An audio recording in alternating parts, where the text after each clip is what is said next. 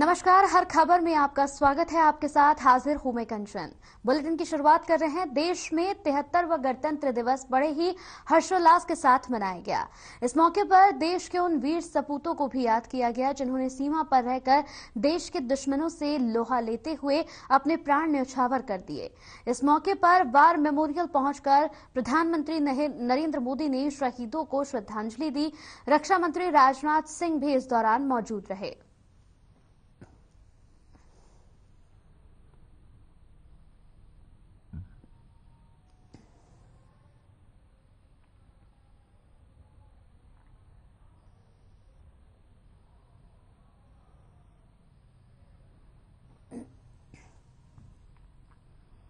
देश के 73वें गणतंत्र दिवस पर राजपथ पर अलग अलग प्रदेश की झांकी प्रस्तुत की गई। उत्तर प्रदेश की झांकी ने सभी का ध्यान अपनी तरफ खींचा। इस बार अयोध्या की झांकी लोगों को काफी पसंद आई। 73वें गणतंत्र दिवस पर मनमोहक झांकियों की प्रस्तुति हुई और साथ ही इन झांकियों को काफी पसंद किया गया। सबसे ज्यादा खूबसूरत और आकर्षण का केंद्र अयोध्या की झांकी बनी रही।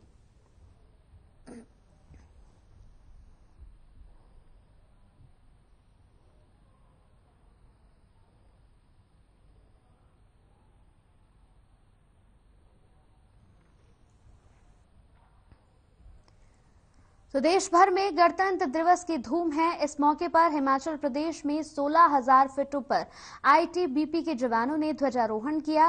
वहीं उत्तराखंड के कुमाऊं में भी 0 डिग्री सेल्सियस तापमान के बीच आईटीबीपी के जवानों ने 12,000 फीट ऊपर ध्वजारोहण किया। इसके अलावा लद्दाख बॉर्डर पर भी आईटीबीपी के जवानों ने 15,000 फीट ऊपर -35 डिग्री सेल्सियस में झंडा फहराया।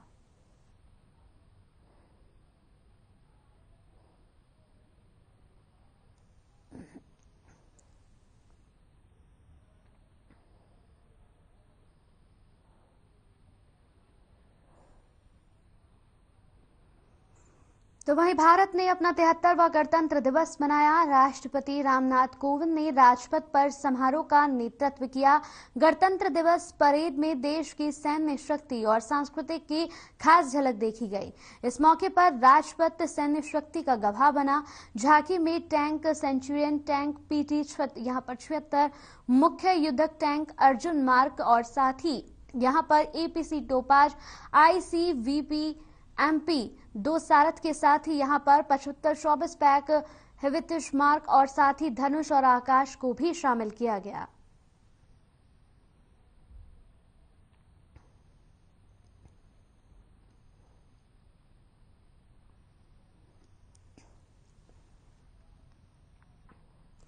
तो देश भर में गणतंत्र दिवस की धूम है। इस मौके पर रक्षा मंत्री राजनाथ सिंह ने ध्वजारोहण किया और शहीदों को श्रद्धांजलि दी। वहीं लोकसभा अध्यक्ष ओम बिरला ने भी अपने आवास पर ध्वजारोहण किया।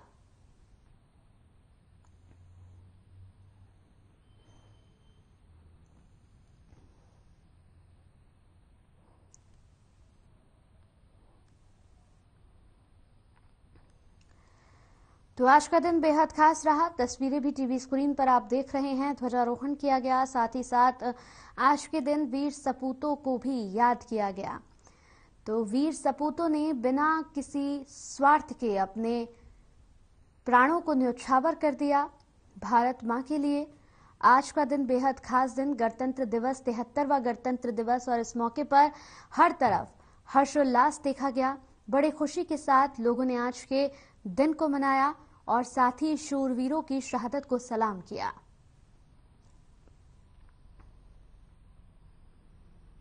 तो देश भर में गणतंत्र दिवस की धूम है। इस मौके पर हिमाचल प्रदेश में 16,000 फीट ऊपर आईटीबीपी के जवानों ने ध्वजारोहण किया। वहीं उत्तराखंड के कुमाऊं में भी 0 डिग्री सेल्सियस तापमान के बीच आईटीबीपी के जवानों ने 12,000 फीट ऊपर ध्वजारोहण किया। इसके साथ ही लद्दाख बॉर्डर पर भी आईटीबीपी के जवानों ने 15,000 फीट ऊपर -35 डिग्री सेल्सियस में झंडा फहराया।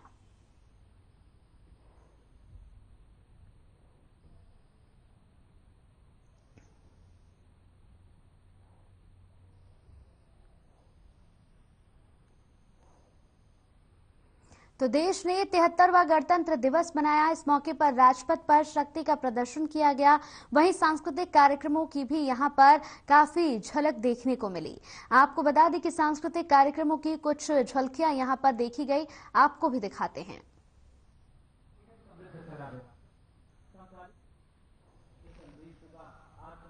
वाद्य वृंद रचना की भव्यता को बढ़ाने में विशाल प्रॉप्स, मुखौटे, कठपुतली और परिधान बहुत अहम है।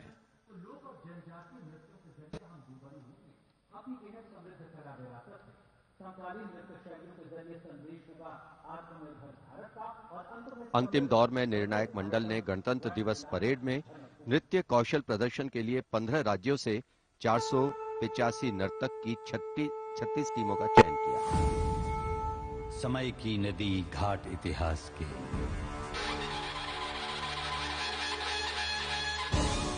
सदी दर सदी पाठ विश्वास के, संस्कृति की धारा सनातन बहे, ऋचाएं कथाएं पुरातन कहे, अनुभव से पाया गहन ज्ञान है, आत्मोन्मुखी योग है, ध्यान है, यहाँ दिव्य परिवेश है शांति का, यह है देश सौंदर्य की कांति का।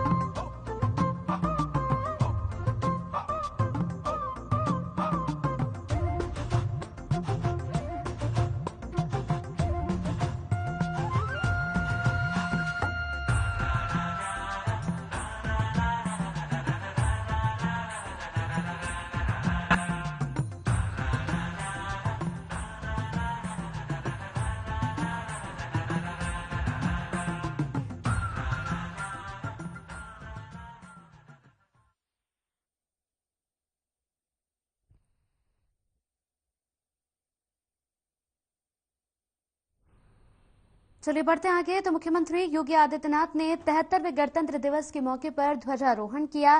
ध्वजारोहण के बाद मुख्यमंत्री योगी आदित्यनाथ ने अपने भाषण में कहा कि भारत का संविधान दुनिया के अन्य देशों में अलग ही छाप छोड़ता है। भारत का संविधान भारतीय होने का गौरव प्रदान करता है।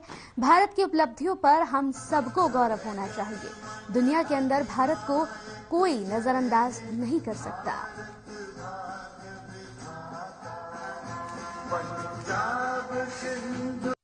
को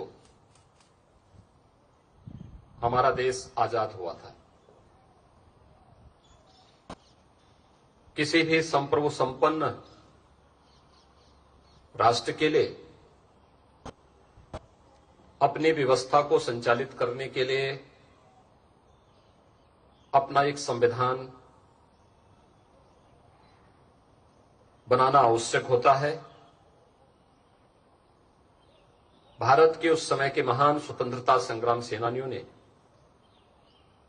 मिलकर के एक संविधान सभा का गठन किया था। संविधान सभा 26 नवंबर 1949 को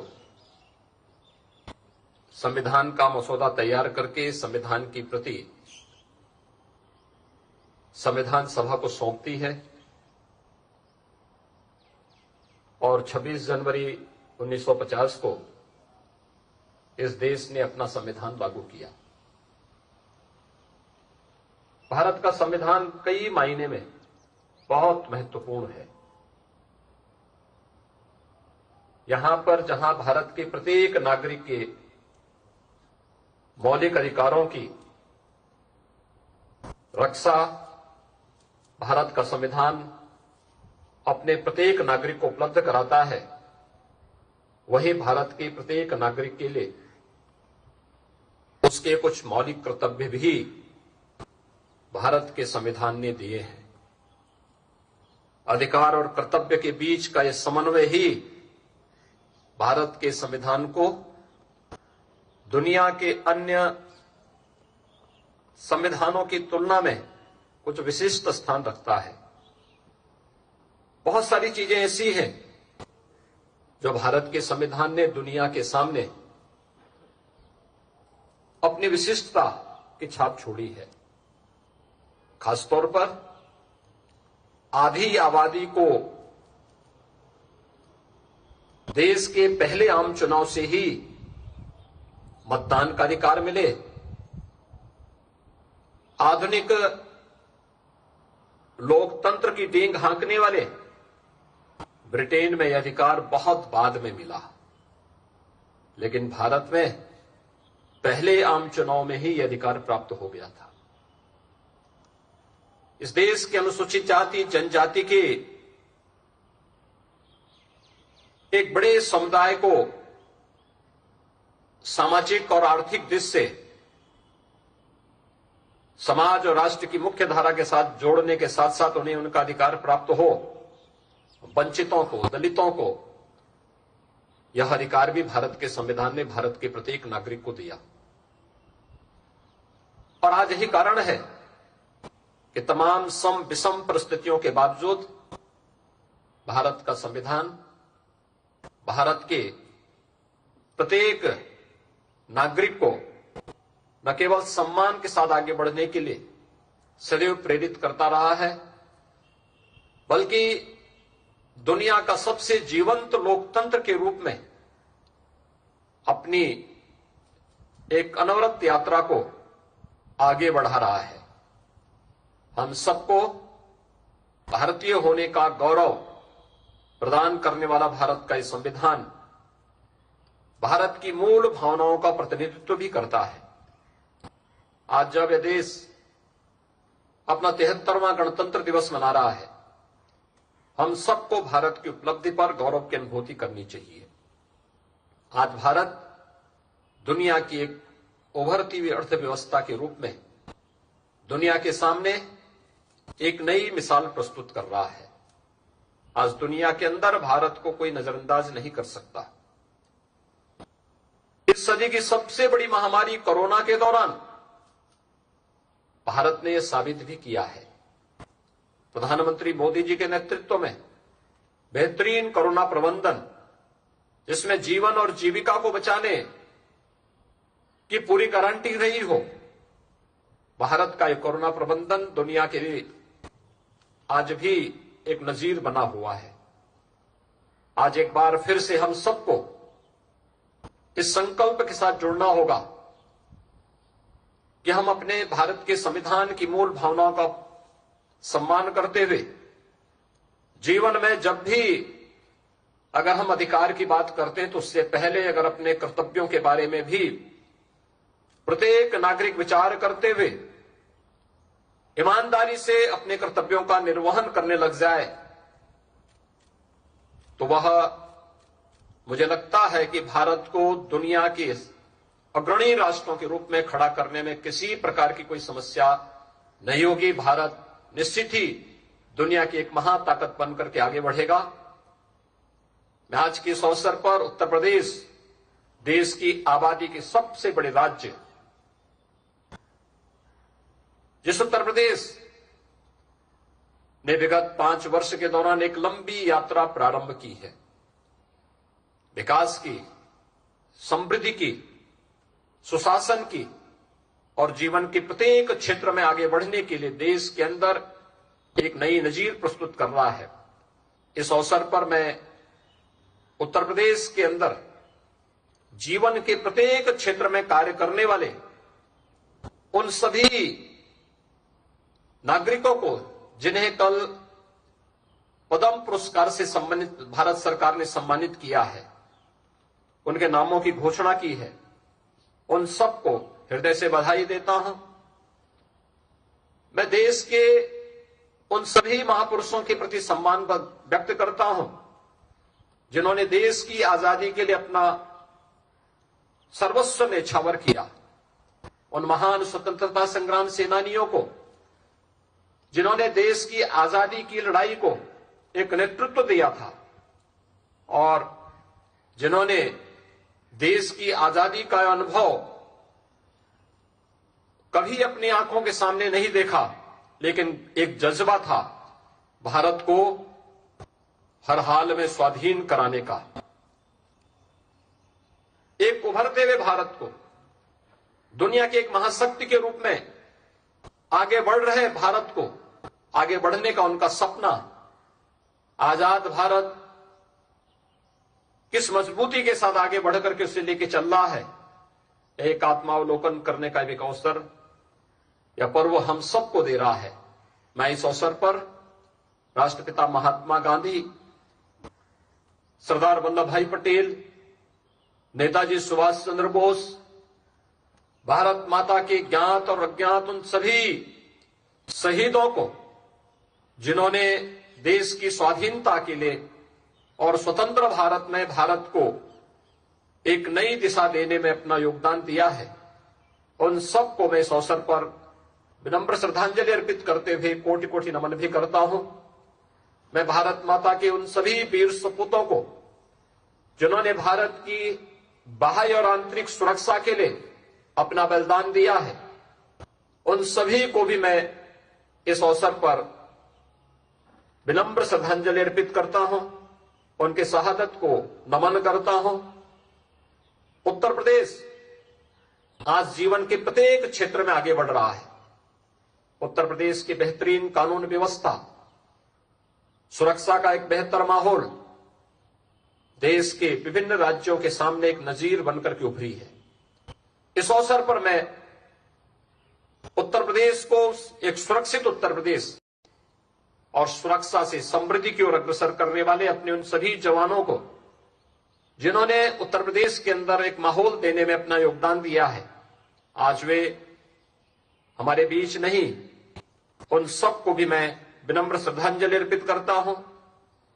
उत्तर प्रदेश को आज एक विकसित उत्तर प्रदेश के रूप में, समृद्ध उत्तर प्रदेश के रूप में आगे बढ़ने के जिस जज्बे के साथ आज उत्तर प्रदेश आगे बढ़ रहा है, योगदान देने वाले उन सभी टीम के अपने साथियों के साथ साथ प्रदेशवासियों को भी मैं हृदय से अभिनंदन करता हूं।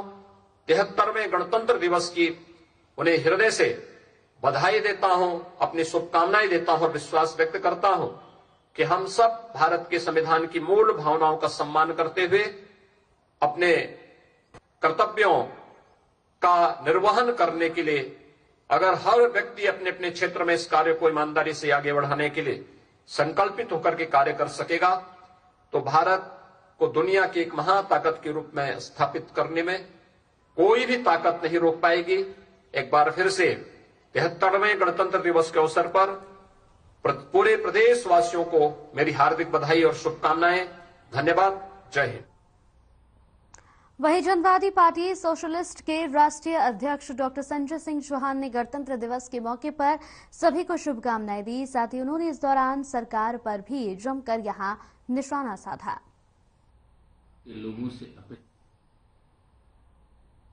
अपने प्रदेशवासियों देशवासियों को हार्दिक शुभकामनाएं और बधाई देते हैं और हम अपने उत्तर प्रदेश के लोगों से अपेक्षा करते हैं कि भाजपा की पूंजीवादी, सामंतवादी और फांसीवादी नीतियों से 10 मार्च को उत्तर प्रदेश को मुक्त कराएंगे ताकि गण और तंत्र दोनों समान रूप से प्रदेश और देश के विकास के लिए कार्य कर सके।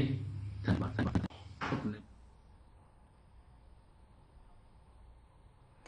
तो देश ने 73वां गणतंत्र दिवस मनाया। इस मौके पर जनवादी पार्टी के प्रवक्ता हसीब खान ने भी सभी को गणतंत्र दिवस की शुभकामनाएं दी। देश ने 73वां गणतंत्र दिवस बड़े ही यहां पर हर्षोल्लास के साथ मनाया।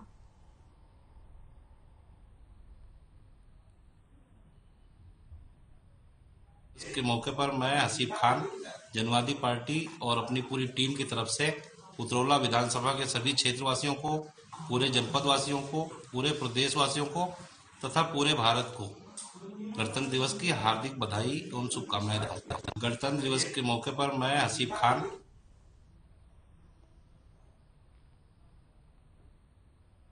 चलिए इसी के साथ इस बुलेटिन में मेरे साथ इतना ही। नमस्कार।